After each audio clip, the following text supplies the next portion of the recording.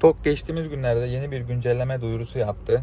Eski sürümün ismi 1.5 iken bu yeni sürüm 1.7 olarak geçiyor. Evvela bu yükleme nasıl yapılır? Onlardan bahsedeceğim. Akabinde eski ile yeni arasında hangi farklar var? Görebildiğim kadarıyla onları size göstermeye çalışacağım. Benim aracım T10X V1 versiyon paketi. Bakalım V1 versiyon pakete göre yeni güncellemede neler değişmiş? İlk olarak güncellemeden nasıl haberdar olabilirsiniz? Ekranımızın sol tarafında araç aktif olarak internete bağlı kaldığı için herhangi bir güncelleme var ise burada zaten sizi ikaz ediyor. Araçta yeni bir yazılım güncellemesi mevcut. Aracınızı güncelleyin diye burada ikaz veriyor. Buradan bu uyarıyı aldıktan sonra güncelleme işlemini başlatabilirsiniz. Diğer bir güncelleme kontrol etme metodu ise buradan 3 çizgiye bastığımızda araç menüsüne giriyoruz. Sağa kaydırıp sistem bilgileri, yazılım güncellemesi dediğimiz zaman buradan güncellemeleri kontrol et diyerek herhangi bir güncelleme var mı yok mu buradan kontrol edebilirsiniz. Güncelleme var ise buluttan bunun indirmesini tamamlıyor. İndirdikten sonra araç aksesuar modundayken kurulum işlemini gerçekleştirebiliyorsunuz. Güncellemenin inmesi kendi aracımda yaklaşık 25 dakika sürdü. Kurulum işlemi de yine yaklaşık 25 dakika sürdü. Ortalama 1 saatte tüm güncelleme işlemini tamamlamış oldum. Ben önce indirdim. Daha sonra müsait bir zaman bulduğumda kurulumunu tamamladım. Siz de bu şekilde yapabilirsiniz. Evet, neler değişmiş? İlk başta aracı açtığınız zaman gelen logolarda bir değişme var. Buradaki ve burada çıkan logo değişmiş. Sadece TOG'un doğu ve batıyı temsil eden amblemi çıkıyor. Bu şekilde cihaz başlatılıyor. Önceki versiyona göre bu yeni güncellemede birçok performans iyileştirilmesi yapıldı. Özellikle aracın ilk çalıştırıldığı zaman diliminde cihazın başlaması ve uygulamaların aktif olması için biraz zaman gerekiyordu. Bunda bir nebze de olsun hızlanmış. Böyle bariz bir hızlanma var mı? Ara çalıştırmalarda evet bariz bir hızlanma görebiliyorum. Ama ilk çalıştırmada yine bir nebze de olsa bekleme süresi tabii ki var. Pinsiz girişin aktif edilmiş olması. Bildiğiniz gibi araç sahibi yüz tanıma işlemini yaptıysa aracın koltuğuna geçip aracı çalıştırdığı zaman yüz tanıma işlemiyle araç sorunsuz bir şekilde çalışıyordu. Bu sorun olmuyordu. Ama aracı bir başka kişi kullanacağı zaman, mesela eşiniz ya da bir başka kişi kullanacağı zaman araca pinsiz çalıştıramıyordunuz. Bu değişmiş. Bunu siz isterseniz aktif edebiliyorsunuz, isterseniz pasif edebiliyorsunuz. Bunun için de buraya tıkladığımız zaman ayarlar menüsüne giriyoruz. Profile tıklıyoruz. Burada pin kodu ile giriş yapıp aktif ederseniz aktif olacaktır. Haricinde şu an benimki pasif konumda. Siz de bu şekilde yapabilirsiniz. Açtığınız zaman herhangi bir pin istemiyor. Direkt buradan profil resminize basarak aracı aktif hale getirebilirsiniz. Diğer güzel bir özelliklerden bir tanesi ise otomatik şarj başlatma özelliğinin gelmiş olması. Eğer kullanmış olduğunuz şarj istasyonunda birçok farklı şarj firmasının uygulamasını kullanıyoruz. Ben de şu anda e-şarjda aracımı şarj ediyorum. Eğer firmanın altyapısı buna müsaitse uygulamadan bunu aktifleştirdikten sonra herhangi bir kart okutma ya da kare kod okuma işlemi yapmadan şarj kablosunu direkt cihazınıza taktığınız zaman otomatik olarak şarjı başlatıyor.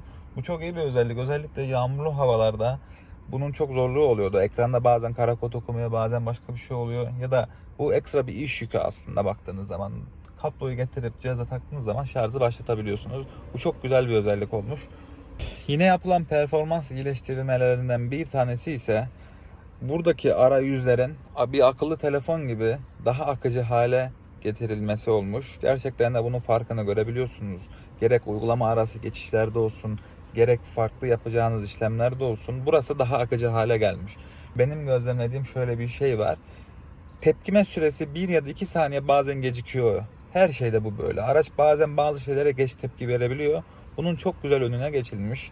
Kullandıkça daha farklı şeylerini yararlı ya da zararlı göreceğimizi düşünüyorum. Ama ilk etapta edindiğim izlenime göre gerçekten arayüz akıcı hale getirilmiş.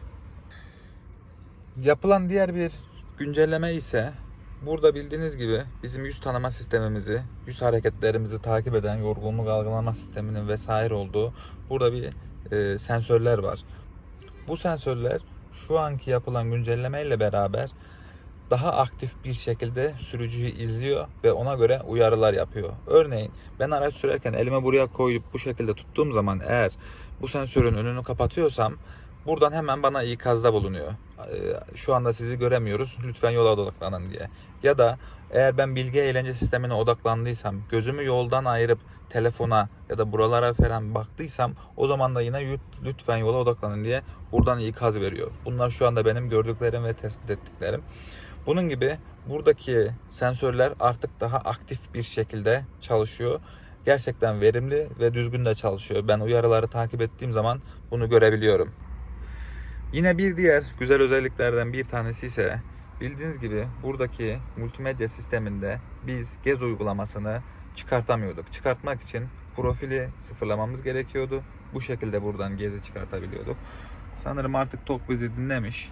Buraya geldiğimiz zaman ben istediğim gibi bunu buraya koyabiliyorum. Yine istediğim gibi bunu buradan çıkartıp alabiliyorum. Bu çok iyi olmuş. Yani ben bunu görmek istemiyordum bazen. Görmek istediğim zaman ben bunu buraya koymak istiyorum. Bu şekilde daha verimli ve daha güzel olmuş. Yine Gez'de en önemli farklılıklardan bir tanesi tam ekran modunun gelmiş olması. Buraya bastığımız zaman tam ekrana geçiyor. Böyle görmüş olduğunuz gibi tam ekran bir şekilde gayet güzel oluyor. Bir daha tam ekrana bastığım zaman buradaki telefon bağlantı sekmesinin ve dijital asistanın olduğu yeri de kaplayıp komple tek ekran oluyor. Bu gerçekten çok güzel olmuş. Diğer uygulamalarda da bu tam ekran meselesinin olması gerekiyor. Bu tam ekran olayı çok güzel. Yani burayı parça parça kullanmaktansa bunun diğer uygulamalarda da yaygınlaşıp bu şekilde tam ekran olarak kullanmak gerçekten verimli. Evet, benim gözüme çarpan V1 versiyon paketindeki güncellemeler bu şekildeydi. Görmediğim daha farklı şeyler de mutlaka vardır. Özellikle yapay zeka tarafındaki entegreler. Bu arada bunu derken aklıma bir tane daha güncelleme geldi. Şuradan ses açma kapama seviyesini artık görebiliyoruz. Önceden göremiyorduk. Şimdi buradan çok rahat bir şekilde görebiliyoruz. Bu da yapılan güzel güncellemelerden bir tanesi. V2 versiyon için de çevre görüş kamerası sisteminin iyileştirildiği, içeride çocuk tespit sisteminin farklılaştırıldığına dair internette yaptığım araştırma listesinde bilgiler edindim. Tabii ki o tarafta daha farklı güncellemeler vardır. Oyuncakları daha fazla olduğu için. V1 paket için bu, ama temelde bu bir yazılım iyileştirilmesiydi. Bu çok iyi bir güncelleme oldu. Sesimizi duydu. Yapılması gereken birçok daha ince detaylar da var tabii ki. Bu da zamanla iyileşecektir. Benim anlatacaklarım bu kadar. Bir sonraki videoda görüşmek üzere.